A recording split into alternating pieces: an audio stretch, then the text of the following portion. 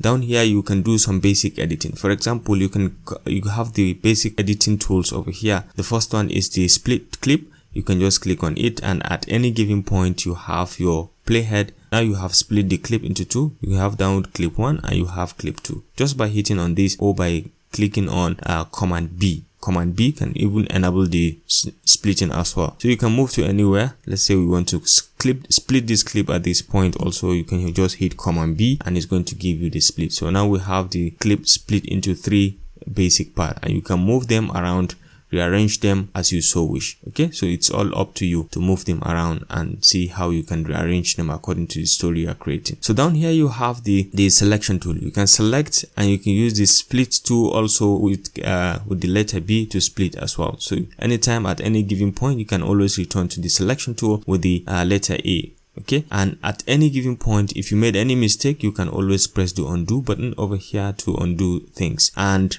you can delete a given level or delete a given clip with this feature. You can freeze a given feature from here, and you can reverse a given flow of clip from, maybe you can move backwards, and then you can mirror a given clip from here and then do some cropping as well within your clip. So these are the very basic editing features that you have. One thing I forgot to share is the letter B can enable the split or the razor button. Okay, once you hit on letter B on your keyboard, it's going to enable the split or the cut razor tool. Okay, letter B can enable that, you can see, and at any given point you can hit it to have a split of the clip at that point. Okay, so right now let's go back to the selection tool, and then you can see our clip has been selected or divided again. So this is just kind of a quick shortcut to apply cut or to split the clip into 2. Another thing you can do is you can do ripple delete, or you can just select the clip. You can just select the clip, right click, you can come to delete over here. One thing with Capcut is it does the deleting and it will cover it directly. So you just delete and you can see it quickly covers the